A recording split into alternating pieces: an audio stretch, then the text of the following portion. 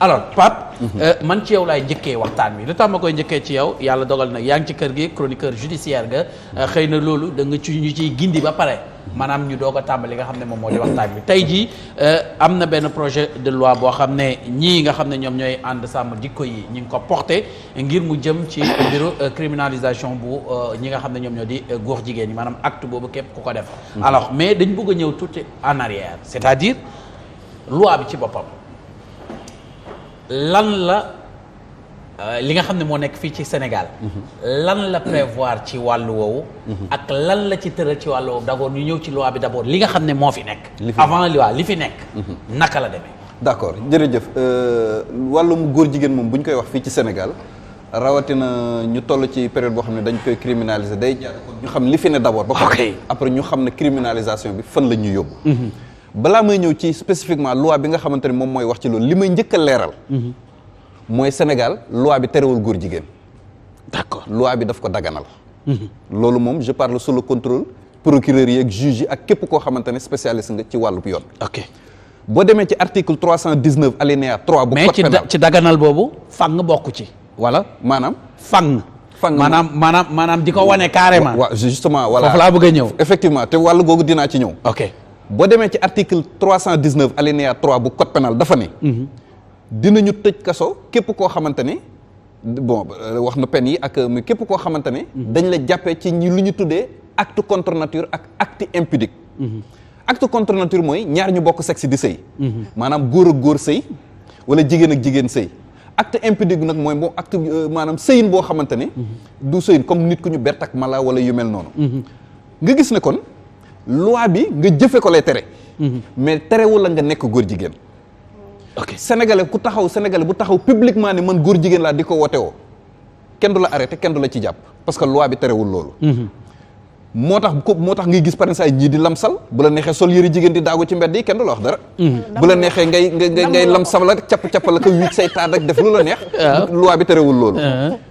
ba ci mariage homosexuel parce que temps yële passé déggoon ngeen fi ñu ne dañ fi berte ay góor jigéen ñu tëju ci ay école di célébrer ay mariage bien sûr dossiers yooyu mujjul fenn bi ñu mujjee jàpp Kaolack ñuy góor jigéen ñi ñu jàppoon ci Kaolack ci ñu def loolee nga xamante ni moom mooy mariage homosexuel procureur ñoom ñëpp la libéré ba ñu ko laajee ba mu justifié dafa ne amuñu woon preuve yu doy ci ñoom naka noonu ni tamit ñi nga xam ne jàppoon nañ leen mbaaw tamit côté année 2008 am na ñu fa bertoon ci benn école tam ñuy célébrer mariage bu fekkente ni ki leen juge bi la njëkk a atte daanoon na leen mais ba ñu demee ñaareelu attekaay bi dañu leen a setal li tax ñu setal leen dañu ne defuñu lu yoon tere kon nga gis foofu ne loi bi am na contradiction muy benn am na ay manquement parce que bu fekkente ni dëkk boo xamante ne Sénégal ñu ne dëkk boo xam ne 95% musulman lépp loo xamante ni jëm na ci loo xamante ni jikko boo xamante ne société bi accepté ko nangu ko diine jëfa ëpp doole da koy tere donc booy teg loi da ngay teg loi boo xamante ne day jëlaale en compte loolu donc suñu loi bi article loi bi wax ci wàllum góor jigéen Sénégal loi bi dafa manqué li tax mu manqué mooy dafa tere jëf ji waaye terewul nga doon ko te kon dafa war a mëtale daal di tere ñaari aspect yëpp tere nga doon ko moom ci boppam tere nga jëf ji moom ci boppam am na fi ñooñu nga xamante ne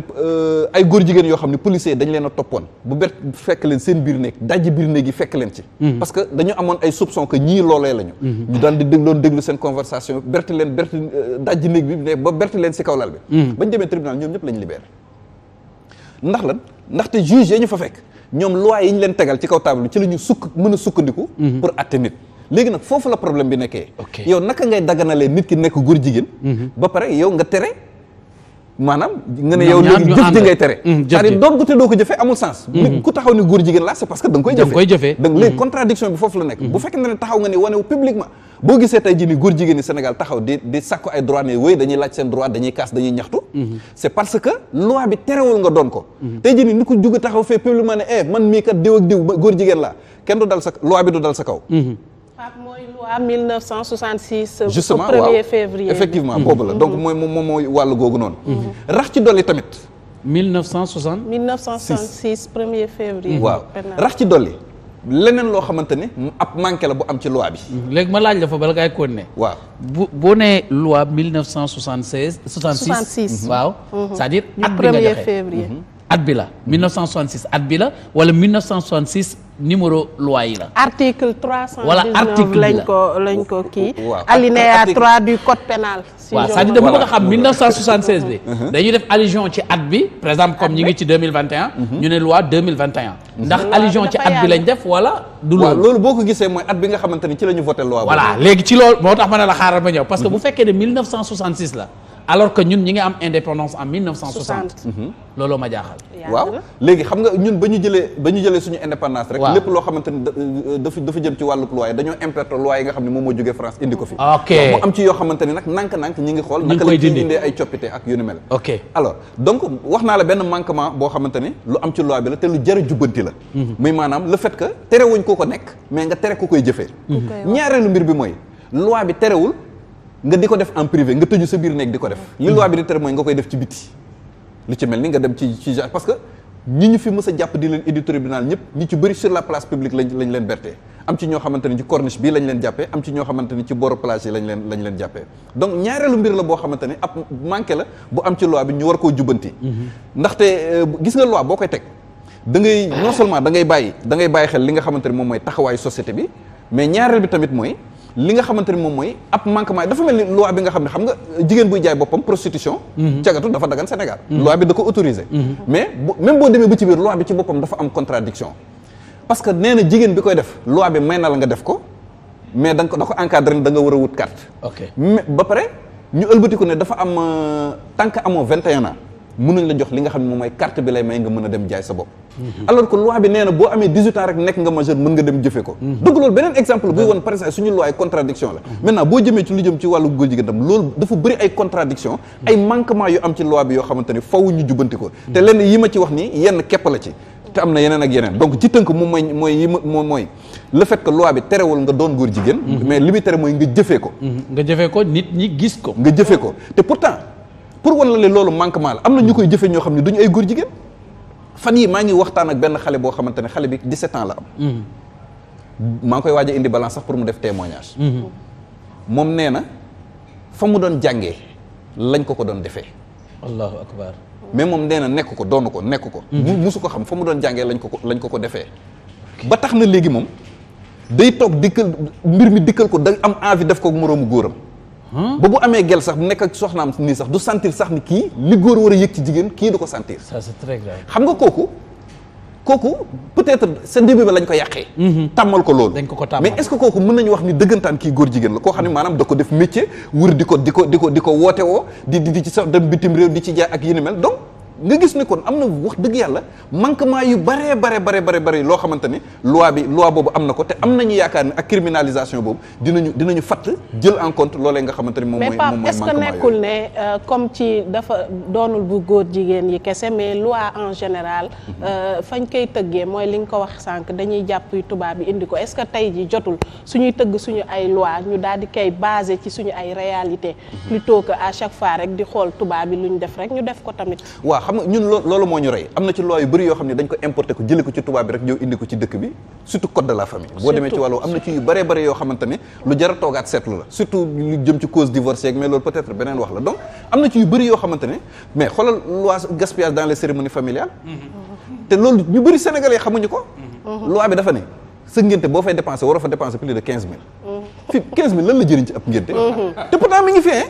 mais xam dañu dem ba dëppootul ak jamono kenn mënu ko appliquer tudd sax 15000 tamit. alors mais loolu est-ce que ñun mënuñoo jàpp ne peut-être ñi nga xam ne ñoo war a saytu loi yi war ko defal nga xam ne vraiment seen xam-xam dafa dem màcc jëm ci wàllu woowu. est-ce que nekkul ne aussi ñoom it seen lañ waroon def seen liggéey defuñ ko parce que yi nga ma fay limal yëpp c'est des choses yoo xam ne yu ñu waroon teg la carte sur table on règle ça et on continue. léegi nag xam nga fu problème bi nekk. diggante député yi ak magistrat yi. parce que ñun par exemple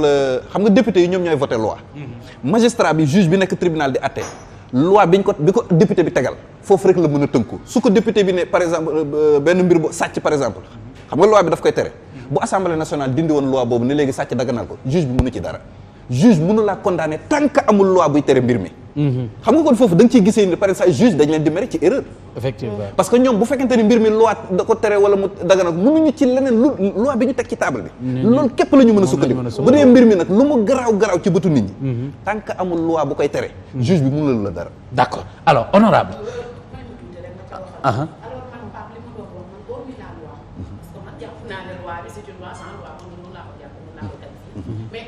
loi yaakaaroon ci autorité personnalité yi nekk ci dëkk bi am na ñuy jàppale góor jigéen ñi. am na ñuy jàppale góor jigéen pour ñu am doole ci réew mi. waaw non loolu moom am na moom loolu moom lu mën a loolu moom lu ñu mën a jàppale. parce que boo gisee ba tey jii ni ñu taxaw am fi taxaw di réclamer di laaj ay droit dañoo am ay bàjjen comme ni ñu ba koy pare waxee. tamit ba pare gis nga Sénégal dañoo amagul position bu leer ci côté góor jigéen moo tax tubaab yi yëpp ñu dëkk bu ñu dem ñu ñuy jéem a ñu def ci ay porox ndool pour daganal ko fi. amoon nañu occasion nag pourtant Sénégal pour jeexal mbir mi mu le mooy ba fi président boobu ñëwoon. ba suñ président tontu ko ni ko lan. Sénégal pareegul pour daganal góor jigéen. c'est-à-dire tontu boobu moo ñu indil li yëpp. bu fekkoon ne Sénégal wane woon na une position tranchée. maanaam bu ko waxoon ne que loolu du am fii. du am mënu fi am. waaw mënu fi am société nangu ko mais coow li jeex. mais boo nee Sénégal pareegul ça veut dire que peut-être un jour dina am jour boo xamante ni mbir mi dina pare. donc Sénégal amaguñu une position tranchée sur la question. looloo ñu indil coow li yëpp. te ba léegi pression internationale bi bàyyeeguñ ko de. pression yu méttee méttee la ñu nekk di teg ci Sénégal pour que ñu daganal. loolu dinañ ci yegg si même question maman bi sax dina ñëwaat maman sa question bi question bu baax la mais dina ñëwaat. tey jii am nañu jàpp ne dëgg-dëgg li nga xamante ne moom mooy affaire góor jigéen war nañ ko seetaat si mim réew. war nañ ko criminaliser. loolu nag lu laaj waxtaan la te tey jii dégg naa si wax léegi ñu ne dañu nekk si dëkk boo xamante ne 95% de la population ay jullit lañu. homosexualité ngóor jigéen man jàpp naa ne du l'islam du christianisme amul dara amul benn kii bu ko benn diine. n'est-ce pas bu ko daganal. te aussi doon na loo xamante ne aussi rafetul si mim réew. gis nga au-delà de répression bi nga xamante ne man foofu laay waxee xam nga déjà yéen am ngeen benn xelu xam ne lii kat amul benn diine boo xam ne daf koy nangu alors que bi ngeen di ñëw assemblée nationale duma la wax sax mais say prédécesseurs yi ñi la fa jiitu ñoo ñëpp foofu laay waxee c'est-à-dire bu ñu ñëwee ñu gis ne Sénégal loi bu mel nii mi ngi fi te gis nañ ne lii dëppoowul ak ñun sunu diine mooy diine yi nga xam ne ñoo nekk fii ci réew mi dëppoowul kon loolu est-ce que yoonoon la ñuy bàyyi bay toll tey jii naan dañ ciy jéem a sàkk pexe maanaam dañoo bàyyi jaan ba mu romb mu mel ni ñu topp ca watit way dóor est-ce que jotutoon moment boobu gars yi dóor jaasa ñu indi loolu xam nga bi tey bu fekkoon ne loolu da ngay xëy rek mën koo régler wala yow mii nga mën ko régler wala oustaz mi mën ko régler xëj na ñoom duñu toog di waxtaan di am benn processus bu ñu suivre di gis ay kilifa di waxtaan ak ñoom ñàkkul ne également danañu gis ñi nga xamante ne ñoo yor réew mi danañu gis ay député ak nangam sàggam ak pour waxtaan ak ñoom parce que lu ko waral mooy loi dañ ko encadré du dëgg dañu ñëw voter constitution ñëw ñu am ay loi yu ko régir donc c'est pas du da ngay jóg rek dindi ko da ngay jóg teg benn processus waxtaane ko ba yegg fa soxna si wax na léegi le cas de viol mais est-ce que dañ tëb rek en un seul coup rek dindi ko fi ah non dañu ko saytu di ko xoolaat te gis nga man aussi jàpp naa ne sànq Pape bi muy wax acte contre nature xam nga man jàpp naa ne c'est vrai que wax nga ne yemul ci say góor ak góor wala jigéen ak jigéen dem na ci ba nga xamante ne sax malaaki du dëgg malaaki ci la bokk mais man jàpp naa ne acte contre nature bokk na sax ci góor bi nga xamante ne day jigéen lu parce que góor bi nga xamante ne day sol yëre jigéen ñu xam ne kii góor la man jàpp naa ne acte bi mu def noonu du nature am moom du jigéen bay sol lu mel noonu kooku yoon da ko war a topp loolu je pense que ne interprétation loi rek mooy nekk foofu te loolu seul le juge kon yoon li muy topp jigéen ñi dina bëri na jigéen ñëpp yëre góor ñu arrêté nit pour loolu seul le juge non xam nga man du ma juge c'est le juge qui interprète du dëgg juge moom day juger par rapport à des actes par rapport à un rapport ak yooyu du dëgg noonu lay juger man du ma juge mais par exemple tey jii bu fekkoon yàlla dogaloon na ma doon ko bu ma gisee cas bu mel noonu man danaa ko punir donc c'est non parce que interprétation bi laa wax de mun naa sukkandiku ci loolu non c'est que ne jigéen buy góor bi nga xamante ne day jigéen lu sol robam te ma xam ne kii ab góor la mais mën naa dal ci comme et puis xam nga oustaz a ngi nii xam nga charia lu maandu la. gis nga dem nañ ba nga xamante ne xam nga par exemple njaalo dañ koy tere ci charia. mais sànq bi nga naan góor jigéen ñi bu ñu ko defee ci biir néeg. normal bu ñu ko defee ci biir bu ñu làqatoo def ko loi bi dafa mieux. mais pourtant njaalo même charia. def ci mieux ñoom bu ñu làqatoo ci biir néeg. parce que dañ naan la kat moo ko gis ki ko gis aussi day woo keneen mu ñëw. te nañ jógee ci gox yu wutee xaw ma ñu dajaloo faak yooyu yëpp pour te dire que ne y a beaucoup de waaw pour te dire donc l'affaire là n'est pas une chose facile. d'accord oustaz moom ko gën a xam. mais ab ngóor jigéen moom doon na loo xamante ne si mim réew. kenn rafetlu ko kenn bëggu ko. te gis nga président Macky Sall. lam ca wax yemul si pareeguñu mais daf ne méngoowul ak suñu aada méngoowul ak suñu cosaan méngoowul ak suñu diine. est-ce que li ci waroon tegu doonul pare duñ ko def. non xam nga teg si mu ne. teg si mu ne tant que maa ngi fi man président Macky Sall kenn du fi daganal li nga xamante ne moom mooy góor jigéen. wax ko devant tout le monde wax ko devant les marabouts. donc xam nga ne kooku du nekkul ne moom mooy jot pression ak pression bi nu mu mën a toll. ba mu mën a daganal li nga xamante ne moom mooy góor jigéen. jëm ci pression yi daañu ci ñëw ça moom il faut que ça soit très très très très clair. oustaz bu mu fa laa jëm ci oustaz